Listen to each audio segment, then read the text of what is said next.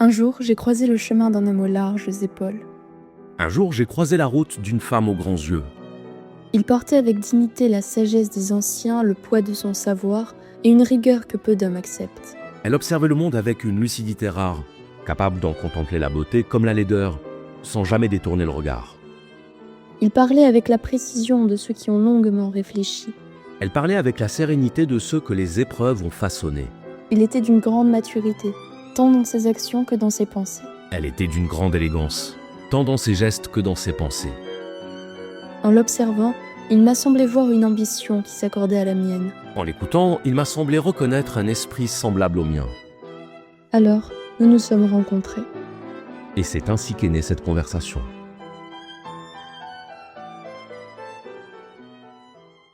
Bon, alors j'avais une question qui me tenait à cœur, un sujet en particulier, c'est le déterminisme. Et il y a beaucoup de personnes qui confondent déterminisme et fatalisme et qui ont une attitude... ils se prennent vraiment pour des victimes en fait, de tout. Ils imaginent que les personnes qui réussissent ou qui avancent dans la vie, c'est simplement parce qu'elles ont eu de la chance, Ouais. finalement. Alors ça, c'est un peu mon combat depuis des années sur ma propre chaîne. Essayer de faire comprendre la différence, mais qui est fondamentale, entre le déterminisme et le fatalisme. En gros, le déterminisme, c'est dire que tout ce qui arrive est le produit d'une combinaison de causes. D'accord. Donc c'est une approche rationaliste de la réalité. Le philosophe qui en a le plus parlé, c'est Spinoza. Et moi, je me revendique spinozien, donc j'ai aucun problème à admettre que tout est déterminé. Oui. Ce qui m'embête, c'est quand on confond le déterminisme et le fatalisme. C'est-à-dire quand on part du principe que quoi qu'on fasse, ça ne sert à rien. Que les choses sont jouées d'avance. Et ça, il me semble que c'est le contraire en fait, de la compréhension du déterminisme. Puisque le déterminisme, c'est dire qu'on est soi-même la cause de ce qui arrive. On fait partie des causes. Et donc, si on veut agir, si on veut obtenir des résultats, et qu'on s'en donne les moyens, on devient soi-même une cause de ce qui nous arrive. Exactement, on peut influencer des causes positives ou négatives en fonction de nos actions. Ouais. Effectivement, il y a une forme de déterminisme dans le fait qu'à chaque fois qu'on va faire quelque chose, ça va avoir des conséquences. C'est ça. Mais en fonction de nos agissements, on peut avoir une influence positive ou négative sur notre vie. Exactement. Quand tu agis, tu produis des effets. La différence, c'est est-ce que les effets que tu produis, tu vas chercher à les produire ou pas. Et ça, c'est ce dont parle Spinoza, c'est quand il explique que la compréhension de ce qui nous détermine, de ce qui détermine le monde, nous permet d'accéder à un niveau de conscience qui permet de, ensuite, créer les causes qu'on veut produire dans le monde. Et elle est là, toute la différence. Finalement, quelqu'un de déterminé au sens passif du terme, c'est quelqu'un qui n'utilise pas sa conscience. Et à partir du moment où tu utilises ta conscience et que tu mets tes actions en conformité avec tes pensées, avec tes projets au sens de projection, et là tu deviens actif et tu accèdes à une certaine forme de liberté. C'est-à-dire que moi je prends toujours l'exemple du sportif. Le sportif, c'est un déterministe. Pourquoi ? Parce que c'est quelqu'un qui sait que s'il ne s'entraîne pas, il ne réussira pas, il ne performera pas. Un sportif qui prépare les Jeux Olympiques, il va mettre le déterminisme de son côté, c'est-à-dire qu'il va essayer d'avoir le meilleur entraînement possible, la meilleure préparation possible. Si bien qu'à l'arrivée, il aura beau dire j'ai pas eu de chance, un tel était favorisé, un tel ceci, un tel cela, il pourra s'en prendre qu'à lui, parce que les causes lui appartenaient. Oui. En tout cas, les causes qui dépendaient de lui. C'est pour ça que moi j'associe souvent le déterminisme et le stoïcisme. Parce que le stoïcisme nous dit qu'on peut agir sur ce qui dépend de nous. Et un fataliste, c'est au contraire quelqu'un qui va rejeter la faute sur des événements extérieurs, sur le destin, sur la malchance. D'ailleurs, c'est drôle parce que parler du fait que ceux qui ont réussi grâce à la chance, c'est oublier que la chance, c'est pas quelque chose... comment dire ? Il y a des gens qui sont chanceux, mais ils sont aussi malchanceux. On n'est pas que chanceux ou que malchanceux. Évidemment. Donc la malchance... elle compense aussi une certaine forme de chance. Donc dire que ceux qui réussissent ne réussissent que grâce à la chance, non, je pense que c'est une lecture confortable des choses, mais que c'est pas aussi simple que ça. Oui, je suis tout à fait d'accord. D'ailleurs, je pense que Nietzsche pourrait dire que c'est une manière pour ceux qui ont une morale d'esclave ou du moins Ouais, la un morale peu du plus ressentiment, faible, disons.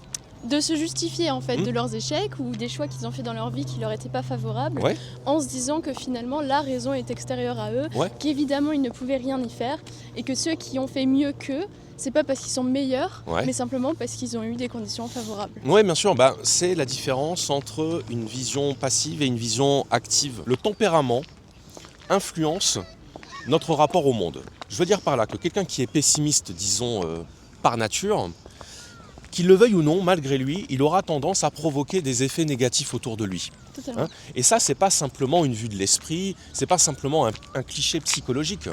Il y a un psychologue autrichien qui s'appelle Paul Watzlawick, et il a écrit un petit livre satirique, ironique, pour nous expliquer comment être malheureux dans la vie. Alors pourquoi est-ce qu'il fait ça ? Parce qu'il se rend compte que quand on donne des conseils aux gens pour être heureux, ils ne les suivent pas.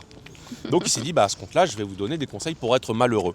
Et c'est très malin parce que ça permet de voir, à travers ces anti-conseils finalement, quelles sont nos tendances naturelles et quels sont nos comportements finalement ordinaires.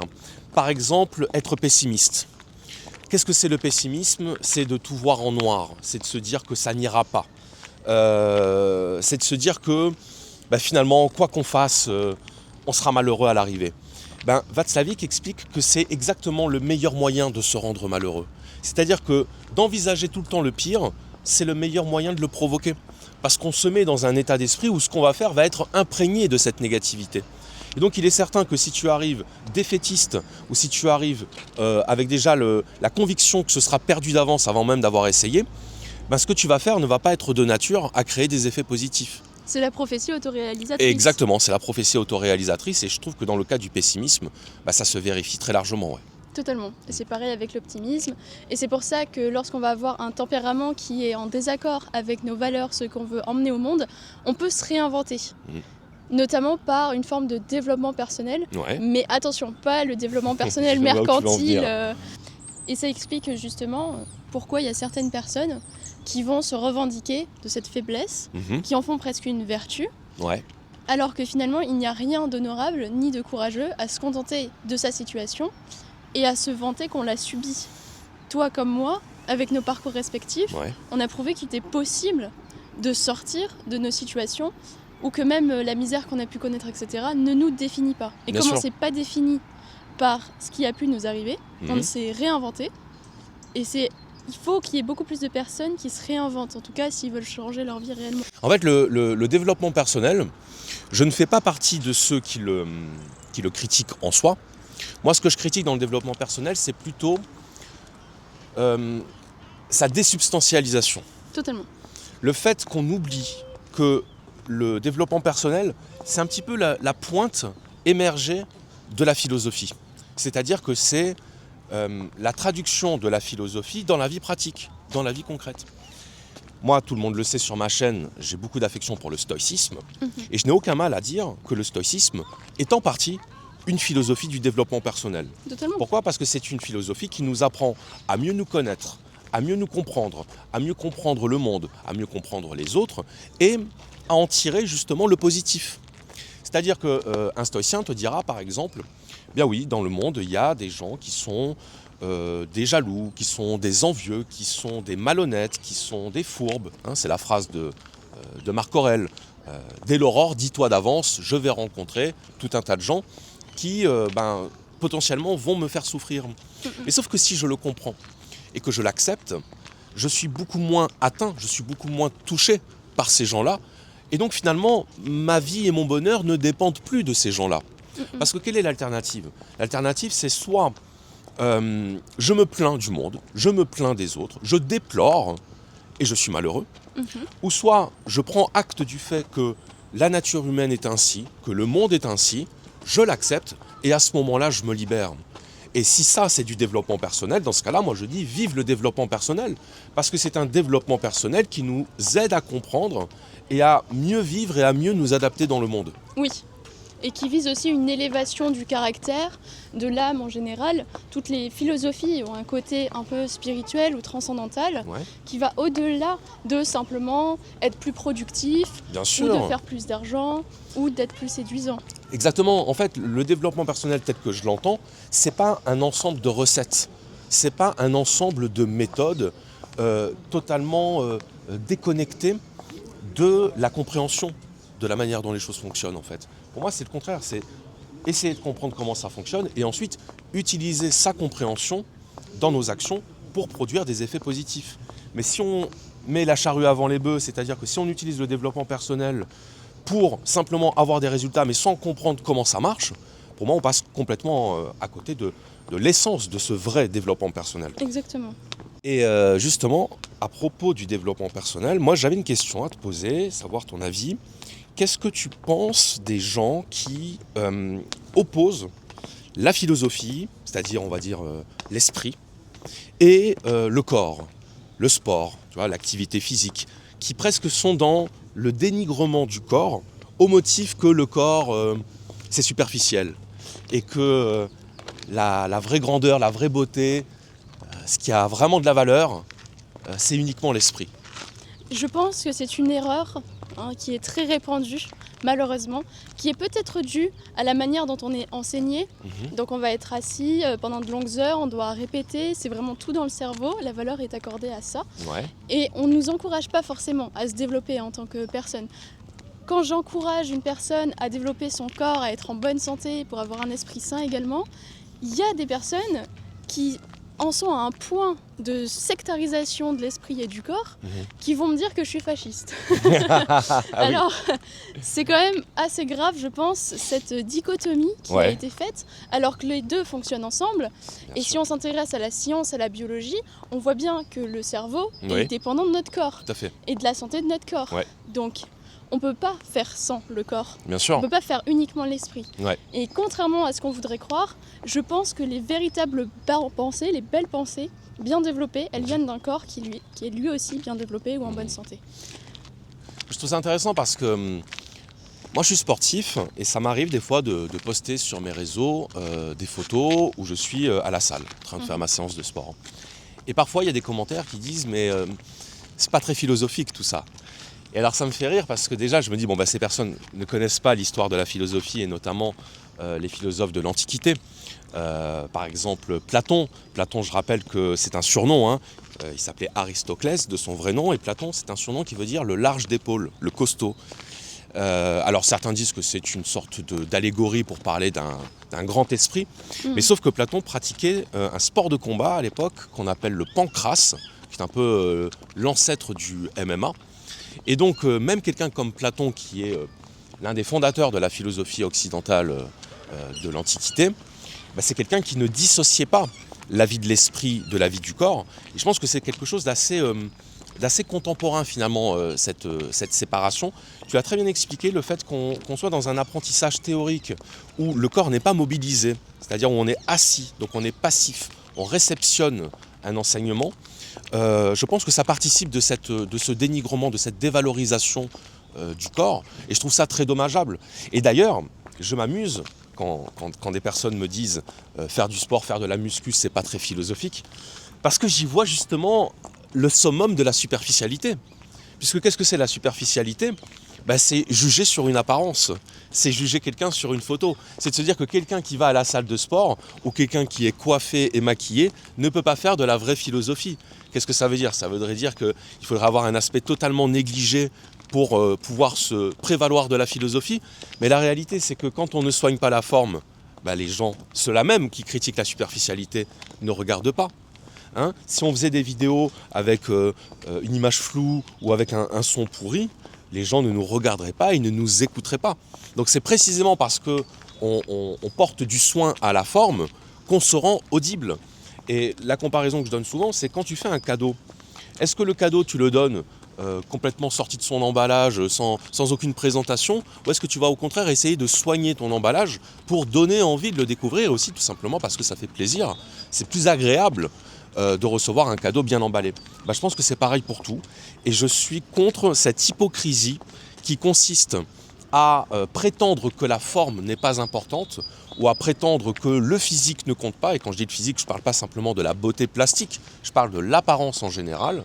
Je pense qu'en fait, tout le monde aime les belles choses, tout le monde aime les belles personnes, et c'est un mensonge, à mon avis, que de vouloir faire croire le contraire.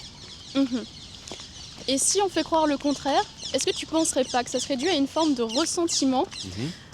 Par exemple, les personnes qui n'ont pas été dotées d'un certain physique Ouais. et qui vont s'identifier à des personnes qui n'ont pas de chance ou qui ne sont pas très beaux et qui du coup vont ne faire aucun effort sur leur personne, n'ont pas une forme de ressentiment et de jalousie parce qu'en fait tout ce qu'ils ont eux, ou tout ce qu'ils estiment avoir, c'est l'intelligence. Ouais. Et lorsqu'ils voient qu'il y a des personnes qui peuvent être compétentes dans les deux domaines, avec le corps et l'esprit, ça fait une forme de concurrence déloyale. Ouais, je comprends. presque, je Oui, pense. oui, de concurrence déloyale, Et c'est ça bien trouvé, a ouais. peut-être été fait par des personnes justement qui n'étaient que dans l'intellect, dans le rejet du corps, Mhm. qui voyaient dans le corps les pulsions, les passions, enfin des choses mauvaises et qui l'ont Ouais. rejeté, qui l'ont mis de côté.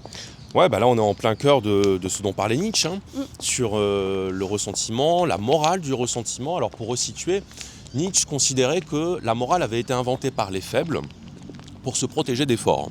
Donc pour Nietzsche c'est très clair, il y a deux catégories d'individus, les faibles et les forts. Et les forts au départ sont ceux qui exaltent la vie, hein, puisque ce qu'on appelle la volonté de puissance chez Nietzsche, c'est pas du tout la volonté d'écraser l'autre, c'est pas du tout la volonté de faire du mal aux autres. Il n'y a pas un sadisme dans la volonté de puissance. C'est simplement la vitalité. C'est simplement exprimer l'élan vital. Et pour Nietzsche, la vie, elle est faite de force, d'affrontements de force. Elle est aussi faite de joie et de peine. Elle est faite de beauté et de laideur. Mais sauf que pour Nietzsche, le surhomme, c'est celui qui accepte tout. C'est-à-dire que c'est pas celui qui va se plaindre de ce qui ne va pas dans la vie. Non. Il accepte tout, il prend la vie telle qu'elle est dans son intégralité. Et d'ailleurs, c'est ça l'idée de l'éternel retour, c'est s'il y a la moindre chose qui a été source de joie, de beauté ou de grandeur dans ta vie, tu dois vouloir la revivre infiniment, parce que ça valait le coup. Et c'est pas du tout, tu sais, l'interprétation qu'on entend parfois, de dire « Ah, il faut que je vive ma vie comme si elle devait se répéter indéfiniment ». Non, c'est tu dois vouloir la revivre indéfiniment, quelle que soit ta vie. Quelle que soit ta vie, parce que sinon ça voudrait dire quoi? Ça voudrait dire qu'il se pourrait qu'il y ait des choses dans ta vie qui font que tu n'as pas envie de la revivre. Mais ça, c'est du ressentiment. Ça, c'est du rejet de la vie. Donc, pour en revenir à ce que tu disais, Nietzsche dirait qu'effectivement, le ressentiment de certaines personnes à l'égard des grands, à l'égard des beaux, à l'égard des forts, va s'exprimer par une sorte de dénonciation morale. Sous-entendu, vu que je ne peux pas exprimer ma jalousie directement, parce que j'apparaîtrais alors pour un faible, pour le faible que je suis, je dois trouver un stratagème, un détour moral pour justifier ma dénonciation, pour justifier finalement ma médisance. Donc je vais m'appuyer sur des valeurs comme par exemple l'authenticité contre la superficialité. Je vais me réfugier derrière la pensée plutôt que le corps. Et ça permet de se donner une image de vertu et de recouvrir notre ressentiment par cette image de vertu. Alors attention, hein, moi je me caractériserai pas comme un Nietzschéen, mais je pense qu'il y a du vrai dans cette conception. Oui, il y a du vrai. On en revient aussi à René Girard légèrement. Ah oui. En tout cas, ils vont toujours trouver une justification, je pense, morale à leur ressentiment finalement. Quelqu'un qui n'aura pas envie d'aller à la salle Ouais. pourrait inventer qu'en fait, aller à la salle, c'est superficiel, c'est être trop imbu de sa personne. C'est ça. Alors qu'au final, c'est simplement pour gérer mieux sa santé, Bien pour sûr. être une personne en meilleure possession de ses moyens, dans un meilleur corps, qui vieillira mieux, voilà, et qui c'est beaucoup plus sain. De toute façon, ce que dit Nietzsche, et là-dessus je le rejoins, c'est qu'on a les positions de ses dispositions. Ça veut dire qu'on a des opinions qui correspondent à notre propre situation, à ce qu'on fait et à ce qu'on ne fait pas. Donc on aura plutôt tendance à dire du mal de ce qu'on ne fait pas soi-même et à faire passer le fait qu'on ne le fasse pas comme venant du fait qu'on trouve ça mal. C'est une inversion finalement de la cause et de la conséquence. Hein, c'est au lieu de dire c'est mal, donc je ne le fais pas, en fait c'est je ne le fais pas, donc je dis que c'est mal. Oui. Et c'est la meilleure manière finalement, enfin la manière la plus usitée de nos jours de faire aveu de sa faiblesse, c'est-à-dire de la recouvrir par du concept. Oui. Et ça permet aussi de se déresponsabiliser finalement. Ouais. Plutôt que de faire face à ses faiblesses. Moi par exemple, j'étais très feignante. Ça, il faut savoir. Et quand j'étais plus jeune, c'était vraiment impossible de me faire une séance de sport de plus d'1 heure. Je voulais vraiment en faire le moins possible, finalement. Ok. Et intellectuellement, pareil. Mais je me suis rendu compte que ce à quoi j'aspirais, Ouais. mes ambitions, étaient bien plus hautes. Et que ce comportement-là n'était pas en accord avec ces ambitions. Ouais. Donc à partir de là, j'ai imaginé ma personne idéale et j'ai tout fait pour l'advenir, Mhm. en faisant parfois des choses complètement opposées à ma personnalité, à ce qu'on avait pu m'apprendre ou à qui j'étais finalement. Donc je me suis auto-déterminée, on Ouais. va dire, en fonction et grâce à mon imagination finalement. Là, ce que tu dis, c'est, pour le coup, c'est très sartrien. Et c'est très existentialiste. Et d'ailleurs, je me permets de le dire parce que depuis tout à l'heure, on parle de Nietzsche, de Spinoza, des stoïciens, de Sartre. Je pense que c'est pas la meilleure manière de faire de la philosophie que de vouloir se reconnaître uniquement dans un auteur ou dans un courant. Et moi, je prône justement le pluralisme. Oui, moi aussi. Moi, je trouve que c'est très intéressant ce que tu dis par rapport à ce que disait Sartre sur ce qu'est la liberté chez l'homme. C'est-à-dire que Sartre, c'est le contraire du déterministe. C'est celui qui va te dire, tu es libre à chaque instant de faire ce que tu vas faire. Et à la limite, peu importe les déterminismes, peu importe les influences, peu importe les origines, le conditionnement, ce qui compte, c'est ce que tu vas faire.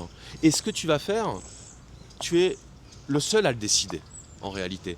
Là, tu vois, par exemple, tu as décidé de venir chez moi à Montpellier pour qu'on fasse un entretien tous les deux. Tu aurais pu décider de ne pas le faire, tu l'as fait. Et ça va modifier finalement ton parcours, mon parcours. La vidéo que vont voir tes abonnés n'aurait pas existé si tu n'avais pas fait ce choix. Donc c'est une question de choix. Là où je trouve que c'est intéressant, c'est que pour Sartre, on ne se définit que par nos choix. C'est-à-dire que tu disais tout à l'heure, j'étais feignante, j'étais paresseuse, et à un moment donné, j'ai décidé de surmonter ça. Et bien ça, c'est très sartrien parce que ça veut dire que tu ne t'es pas figé dans une essence. Exactement. Tu sais la phrase qui résume l'existentialisme, que beaucoup de gens ne comprennent pas parce que c'est très obscur, qui est de dire « l'existence précède l'essence ». Ça veut dire quoi? Ça veut dire que pour un objet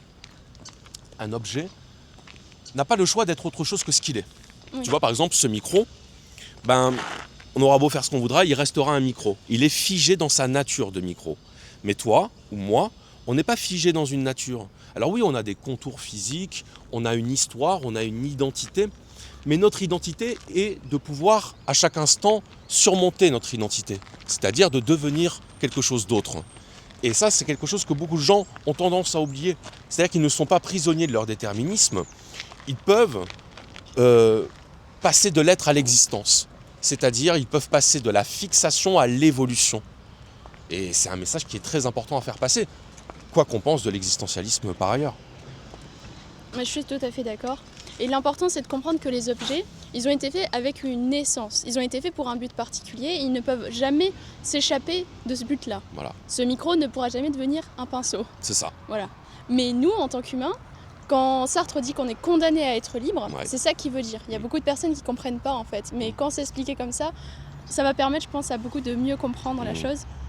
Effectivement, notre existence précède notre essence, parce que grâce à notre existence, qui n'est pas forcément définie dès la naissance, on peut essayer de nous attribuer des rôles, mais on peut toujours aller à l'inverse de ces rôles-là. ça. Et c'est en ce sens qu'on est libre, Et au sens où tu disais tout à l'heure qu'on peut se réinventer. totalement. Parce que être dans un rôle, c'est pas mauvais en soi. Ce que je veux dire, c'est que nous, par exemple, en tant que créateurs de contenu, on joue ce rôle. On joue ce rôle avec tout ce que ça implique de contraintes, d'images, la perception des autres. Voilà, le regard des autres nous fige dans ce rôle, mais quelque part, c'est normal. On l'a bien voulu. Oui. Mais par contre, on peut sortir de ce rôle. C'est-à-dire que c'est pas parce qu'on fait des vidéos de philosophie que demain, on ne pourra pas parler d'art, de science ou de mécanique automobile. Exactement. De la même façon que ce n'est pas parce qu'on est boulanger qu'on n'a pas le droit de s'intéresser à l'art baroque. Voilà. Donc cette idée qu'on serait figé dans un rôle et qu'il ne faudrait pas en sortir, ça c'est de l'essentialisme. Et c'est ça qui empêche, je pense, en grande partie, beaucoup d'êtres humains de s'épanouir et de s'accomplir. Tu sais, le verbe s'accomplir, étymologiquement, il veut dire devenir complet. Et c'est très humaniste, ça, c'est la vision des humanistes du XVIe et du XVIIe siècle, de dire que l'être humain est une totalité. Et la spécialisation, c'est déjà le début d'une perte de soi. Parce que c'est l'amputation de tout ce qu'il y a autour de cette spécialité et qu'on ne va pas cultiver. Je pense qu'un être humain qui aspire à une élévation et qui aspire à un accomplissement, il doit s'interdire de se voir comme n'étant bon qu'à une chose. Et il doit explorer, il doit expérimenter et il doit se faire suffisamment confiance pour aller vers des choses nouvelles et sortir de sa zone de confort. Totalement. C'est ce qu'il faut faire si on veut pouvoir se réinventer et justement échapper aux causes qu'on pourrait penser déterministes. Exactement. Qui finalement... Mais pour se réinventer, il faut de l'imagination aussi. Oui. Et ça, c'est un sujet très important. Beaucoup de personnes oublient que tout ce qu'il y a en ce monde a été d'abord source d'imagination. C'est l'imagination qui a donné cette veste, c'est l'imagination de quelqu'un qui a donné ces boucles, ces lunettes, ce micro, c'est l'imagination de quelqu'un. Si aujourd'hui on a des téléphones, c'est que quelqu'un était capable d'imaginer ça. Ouais. Évidemment, après, il va y avoir des scientifiques, des techniciens ou des personnes qui vont tout mettre en œuvre pour que ça soit réalisable. Mais l'idée, bien sûr, elle a dû naître. Ouais. Sinon, il n'y aurait rien. Et on en revient à la dualité corps-esprit, ou plutôt à l'unité corps-esprit, à savoir qu'il y a l'idée et il y a la matérialisation. Il y a la pensée et il y a l'action. Et il faut les deux pour que ça marche, il faut les deux pour que quelque chose apparaisse. Et autant passer son temps à rêver et à imaginer sans jamais rien faire peut nous rendre malheureux, autant agir, mais dans le vide, sans avoir une direction, ça ne peut pas non plus nous rendre heureux. Donc allier la pensée à l'action, je pense que c'est le meilleur moyen de s'accomplir. C'est capital. Et c'est pour ça que la philosophie, beaucoup pensent que c'est théoriser pour théoriser, que ça n'a pas forcément d'intérêt, que c'est un truc d'intellectuel de salon. Ouais. Alors qu'au contraire, la philosophie doit s'appliquer. Bien sûr. C'est la chose la plus importante de la philosophie. De toute façon, c'est d'appliquer. L'esprit humain, pour fonctionner, il ne fonctionne pas à partir de rien. Il fonctionne toujours face à un problème ou à une incompréhension. C'est Aristote qui disait la philosophie, c'est la fille de l'étonnement. Et dans étonnement, si tu prends la racine du mot, ça renvoie au tonnerre. Tu vois ? C'est la foudre qui s'abat et qui fait qu'à un moment donné, on se demande mais qu'est-ce qu'il se passe ? L'incompréhension est le moteur du désir de compréhension. Donc on ne raisonne pas pour rien, on raisonne pour résoudre. On raisonne parce qu'on a besoin de comprendre, parce que comprendre, c'est pouvoir s'adapter. Donc dire que la philosophie, c'est se poser des questions qui n'ont aucun intérêt, c'est ne pas comprendre qu'on ne se questionne pas sur ce qui n'a pas d'intérêt. À chaque fois qu'on se questionne, c'est que ça a un intérêt. Ensuite, qu'il y ait eu, dans l'histoire récente de la philosophie, ce qu'on pourrait qualifier de dérives intellectualistes ou de dérives spéculatives qui font qu'on va se poser des problèmes qui n'ont pas lieu d'être et qui vont concerner en réalité juste quelques philosophes ultra spécialistes de leur domaine, ça je l'entends parfaitement. Et moi-même, je suis hermétique à une certaine philosophie contemporaine dont je ne comprends pas les enjeux, dont je ne comprends pas le but, je ne comprends pas où ça va. Mais historiquement, la philosophie a toujours eu pour mission de résoudre des problèmes, et résoudre, ça sert à s'adapter. Exactement. Mais de toute façon, une philosophie, si elle ne peut pas s'adapter et avoir des conséquences bénéfiques dans le réel, pour moi, elle a pas vraiment de... Je sais pas, il n'y a pas de matière. Elle n'a pas déjà de substance. Elle n'a pas de substance et elle n'a pas une espérance de vie très longue. C'est-à-dire qu'il faut que ça intéresse un minimum les gens pour qu'une philosophie subsiste. Moi, je pense que ce n'est pas un hasard si le stoïcisme fait encore beaucoup d'émules aujourd'hui. Parce que les questionnements qui étaient ceux des stoïciens il y a 2000 ans font écho à nos questionnements contemporains. Et c'est pour ça que moi, par exemple, je me refuse à parler d'actualité sur ma chaîne, parce que je pense que ce qui est éternel est toujours actuel, par définition. Et les questionnements des stoïciens n'étaient pas actuels, ou plutôt si, parce qu'ils étaient éternels. Donc ils sont toujours actuels. Et moi, je renvoie toujours mes auditeurs à la lecture des pensées pour moi-même de Marc Aurèle, parce qu'ils vont y trouver des questionnements et des réflexions posées par un homme il y a presque 2000 ans, qui vont totalement faire écho à ce qu'ils vivent aujourd'hui. En tout cas, Maëlle, je voulais te remercier pour cette rencontre que tu as initiée, parce que je pense que c'est important que les créateurs de contenu en général, et surtout ceux qui font de la philosophie, qui est, on va pas se mentir, une petite niche sur les réseaux, se rencontrent, discutent, parlent aussi un petit peu de leur parcours, pour montrer que derrière les créateurs que nous sommes, il y a des personnes, il y a des êtres humains, qu'on n'a pas toujours été là, qu'on n'est pas né créateur de contenu. Et je pense avoir compris que l'un de tes buts à travers ta chaîne, c'était de d'encourager, de motiver ta communauté à entreprendre, à faire des choses. Exactement, à se redéfinir, à se réinventer, qu'à tout moment ils peuvent devenir la meilleure version d'eux-mêmes et à pas rester cantonnés à ce qu'on a pu leur apprendre, à des préjugés, des préconçus et à surtout arrêter de se croire victime des circonstances parce qu'ils peuvent en être auteurs, Bien sûr. acteurs des circonstances. J'espère qu'on aura réussi à leur donner envie de se dépasser. J'espère. En tout cas, tous les deux, on s'est dépassés. C'est grâce à ça que vous avez nos chaînes YouTube respectives, que vous avez du contenu régulièrement. C'est parce qu'on n'a jamais abandonné, c'est parce qu'on est persévérant, qu'on s'est instruit par nous-mêmes en autodidacte. Envers et contre tout. Et donc je pense que si vous appréciez en tout cas notre contenu, vous aussi vous pouvez faire de grandes choses.